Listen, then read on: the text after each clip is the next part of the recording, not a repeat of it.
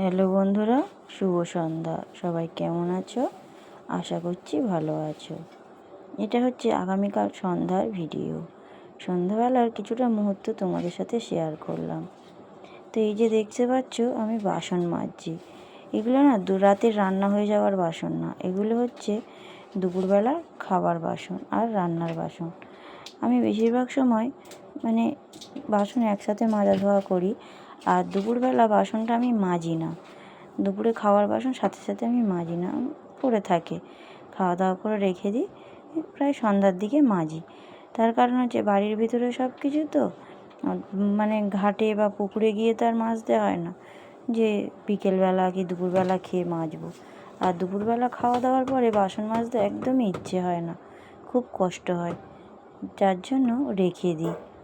আর বাইরে হলে, পুকুরে বা ঘাটে হলে, বাইরের দিকে গিয়ে যদি মাজতে হতো তাহলে হয়তো বিকেলবেলা মাজা হয়ে যেত। বাড়ির ভিতরে যখন হবে সেইভাবে থাকে। এই যে রাত্রিবেলা মাজা ধোয়া করে নিই। তো বাসনগুলো আমি মাজা ধোয়া করছি, আর এদিকে এই যে আমার বর আর ছেলে বসে রয়েছে। আর পাশেই দেখতে পাচ্ছ একটা কাঁঠাল। তো আমাদের বাড়িতে আজকেও ও বাজার থেকে কাঁঠাল নিয়ে এসেছে। এর আগে একবার এসেছিল, আর এই এসেছে। তা ও অনেক রকম রঙ্গভঙ্গ করছিল। তো আমার এদিকে বাসনগুলো মাজা শেষ হয়ে গেছে। তো দেখো, এই যে ছোট্ট একটা হাঁড়ি নিয়েছি। কী হবে না, ভাত রান্না হবে। হ্যাঁ, বলতেই পারো যে এত ছোট হাঁড়িতে ভাত সবার হয়ে যাবে। হ্যাঁ, হয়ে যায়। এই হাঁড়িটা দুপুরে রান্না করলেও আমাদের সবার হয়ে যায়। তো আমরা 3টে লোক না, আমরা 5জন লোক বাড়িতে। তো দুপুরবেলার ভাতটা কি আর অল্প করলে হয়? 5জনের সেম হবে, একটুও ভাত বেশি হবে না, যার কারণে আমি এতে ভাত করি না।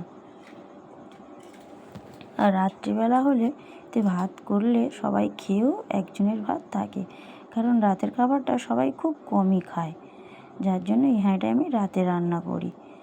আর প্রচণ্ড গরম ছিল, যার জন্য দেখতে পাচ্ছ আমার গা কিন্তু পুরো ঘামে ভিজে। আর এই যে এখানে ডাল ধুচ্ছিলাম, ডাল সিদ্ধ আর ভাত বসাবো। যে ডালটা ভালো করে ধুচ্ছিলাম। ডাল, মুসুরির ডাল, যতবারই ধুই না কেন, তবু যেন সেই গেঁজা ভাবটা যায় না। এটার কারণটা আমি জানি না বা বুঝতে পারি না।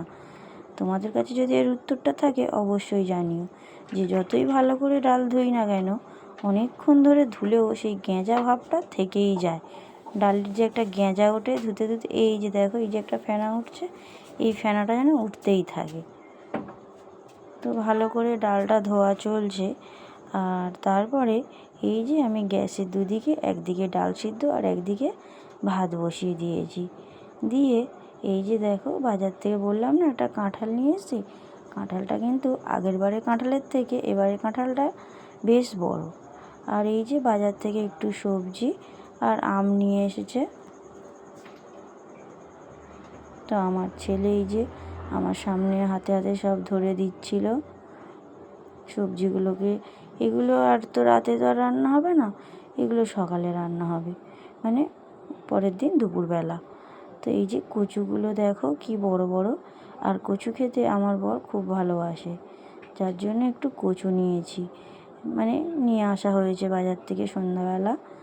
তো তার সাথে এই যে টমেটো এসেছে, আর কিছু আসেনি, সবজি শুধু ওই 2রকমই এসেছে, তুরুল, কচু আর টমেটো, এই 3টে জিনিস এসেছে। আবার তো সকালে যেতে হবে মাছের জন্য, তখন একটু কিছু মন হলে আসবে। আর এই যে আম নিয়ে আসা হয়েছে, আমটা আমি গন্ধ শুঁকছিলাম যে মিষ্টি হবে কি না গো, আমটা ভালো হয়নি। আমটা যখন আমি পরে খেয়ে দেখেছি আমটা অতটা ভালো না। এর আগেও যখন আমাদের বাড়িতে এখন করে প্রত্যেক দিনই আম আসছে ছেলেটার জন্য, ছেলেটা বেশি ভালোবাসে তো আম খেতে, তো ছেলের সাথে সাথে বাড়ির সবাই খায়। তো অন্যান্য দিনের থেকে আজকে আমটা ভালো হয়নি, কেমন যেন ভিতরে টক টক। তো যাই হোক, এই যে আগের দিন কাঁঠালটা ছাড়াতে আমার খুব কষ্ট হয়েছিল, তাই বর বলেছে যে আজকের কাঁঠালটা আমিই ছাড়িয়ে দেবো।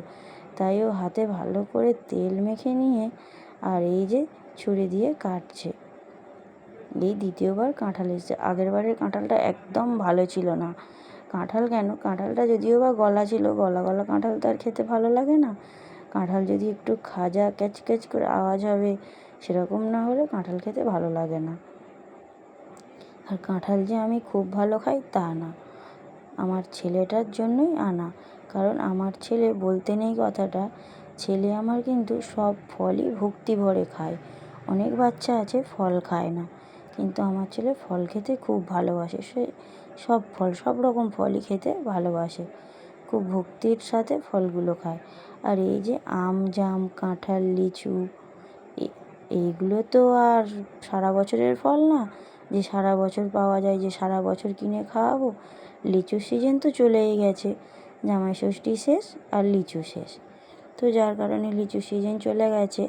আর এই কাঁঠালের সিজন ধরো সবে পড়েছে, জামাই ষষ্ঠীর কিছুদিন আগে থেকে কাঁঠাল বিক্রি হচ্ছে। তো এই রথ চলে যাওয়া মানে কাঁঠালও আর পাওয়া যাবে না। আর আমটা শ্রাবণ মাসটা পাওয়া যায়। তো যাই হোক, এই তো সারা বছরের একবারই ফল, তো কেন আমরা খাবো না বলো? আমরা কেন, সবাই খায়, কম বেশি সবাই খায়। তো কাঁঠালটার কোয়াগুলো শক্ত ছিল বলে, একটু খাজা কোয়া ছিল বলে, তো আমার বর ছাড়াতে ছাড়াতে বেশ কয়েকটা খেয়েছে। তো এমনিতে বেশি পছন্দ করে না, কিন্তু ওর কি মন হয়েছে যে বলল না, আজকের কাঁঠালটা দেখে না খেতে ইচ্ছে হচ্ছে। আর এদিকে দেখো আমার ডাল ফুটছে, আর এদিকে ভাত বসানো রয়েছে। ভাত ডাল দুদিকে বসিয়েছি। হ্যাঁ, শুধু ভাত ডাল হচ্ছে না গো, ডালটা সেদ্ধ মাখা হবে আর আলু ভাজা করব সাথে।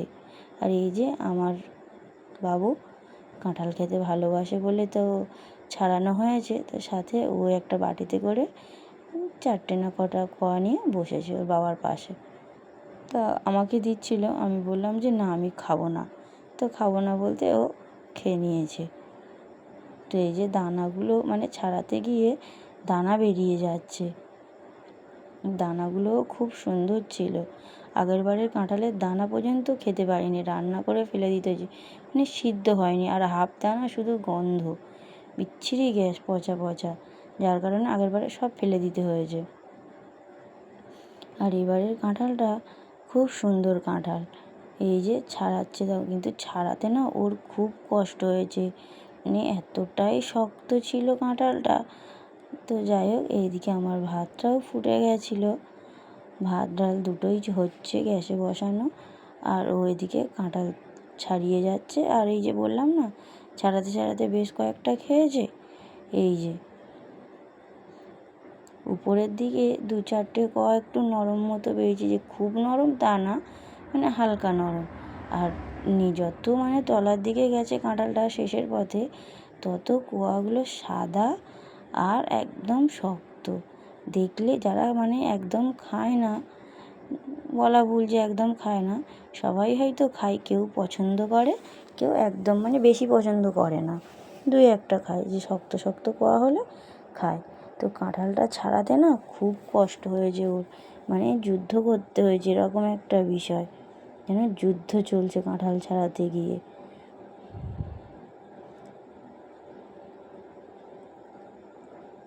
তো এরপরে আর কাঁঠাল আসবে কি বাড়িতে জানি না, এই দ্বিতীয়বার কাঁঠাল এসছে।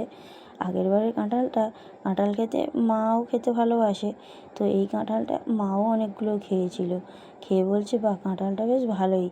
তো আমরা যেখান থেকে নিই, ওই দাদা না কাকা কে হয়, তো যাই হোক, ওই দাদা মানে বলে বলে দেবে যে এই কাঁঠালটা শক্ত হবে তো শক্ত হবে, কোনোবারে খারাপ আসে না। মানে এর আগের বছরও ওরকম 2-3বার নিয়ে এসেছিলো ও, তো একবারও কাঁঠাল খারাপ হয়নি। আর প্রথমবার যখন নিয়ে এসেছিলো, ওটা না অন্য দোকান থেকে নিয়ে এসেছিলো, সে লোক ভালো জিনিস দেয়নি, কিন্তু এটা যখন নিয়ে এসছে বলছে যে ভালো হবে, নিয়ে যাও, চিন্তা করতে হবে না, খাজা কই হবে।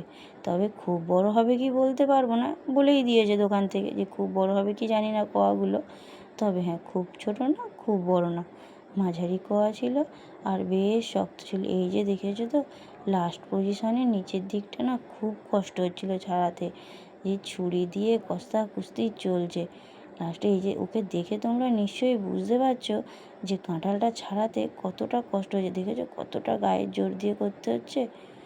আচ্ছা, আর ও তো টায়ারের কাজ করে হাতুড়ি পেটে, যে এতটাই কষ্ট হয়ে গেছে, আর শরীরটা ওর খারাপ ছিল, তো এটা ছাড়াতে পুরো ঘেমে গেছে।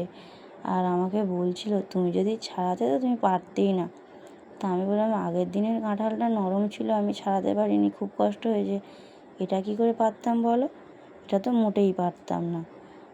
তো যাই হোক, ওই যে খুব কষ্ট করে কাঁঠালটা ছাড়িয়েছে, অনেক কষ্টাকষ্টি করার পরে কাঁঠালটা এই যে শেষে, আর এই যে দেখতে পাচ্ছ দুটো চালা করে নিয়েছে, এই দুটো, আর এদিকে দেখেছো এক বাটি দানা বেরিয়েছে।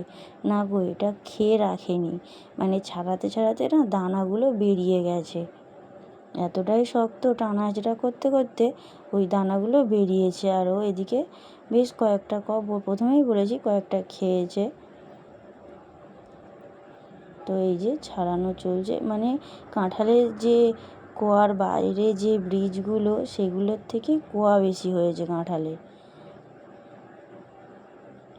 ওদিকে আমার ছেলে খাচ্ছে আর এদিকে এ ছাড়াচ্ছে, আর ওই ছাড়ানোর সময় যা কটা খেয়েছে ওই, তারপর আর একটাতেও হাত দেয়নি।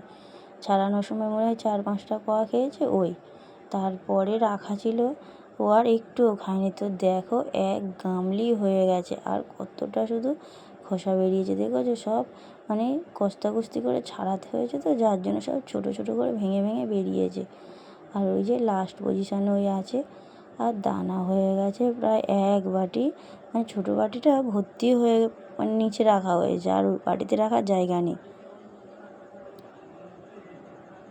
তো লাস্ট ফিনিশিং চলছে কাঁঠাল ছাড়ানো। তো আমি জিজ্ঞেস করছিলাম কাঁঠালটা ছাড়াতে কেমন লাগলো বলো, বলছে খুব ভালো লেগেছে, যে দম তো মানে দম বেরিয়ে গেল, তুমি হলে বুঝতে পারতো, ওই কথাটাই ও আমাকে বলছিল। তো যাই হোক, এই যে আমাদের কাঁঠাল দেখো এক গামলি, দেখেছো এক গামলি কাঁঠাল। তো একটু কাছ থেকে দেখাই, দেখো এই যে কাঁঠালের কোয়াগুলো না হেব্বি শক্ত শক্ত, মানে আর সাদা ধপধপ করছে, আর নোংরা বেরিয়েছে এই যে এতটা, বেশ বড় কাঁঠাল ছিল তো যার জন্য এতটা কাঁঠালের খোসা বেরিয়েছে।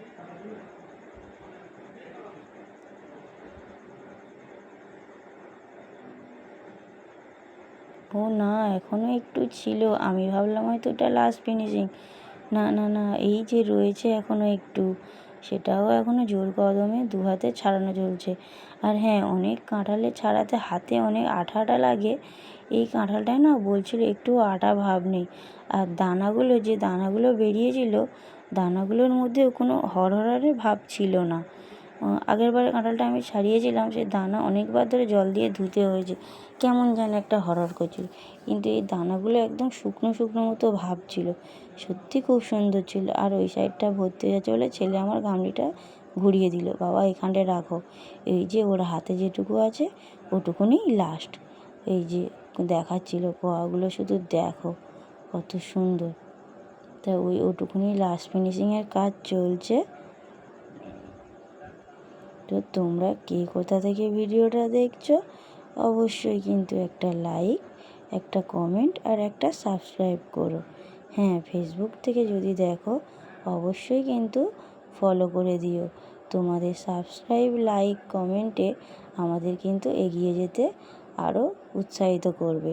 তো এই যে কাঁঠালটাও ছাড়ানো হয়ে গেছে, তো হাত জোর করে বলছে যে আমি আর কাঁঠাল ছাড়াবো না, দেখো প্রণাম করছে যে আমি আর এত কষ্ট করে কাঁঠাল ছাড়াবো না, ওর খুব কষ্ট হয়েছে কাঁঠালটা ছাড়াতে জানো। আর এই যে ভিতরে কয়েকটা মনে হয় দানা ঢুকে গেছিলো, তো সেগুলো একটু খুঁজে খুঁজে বের করে নিচ্ছিল।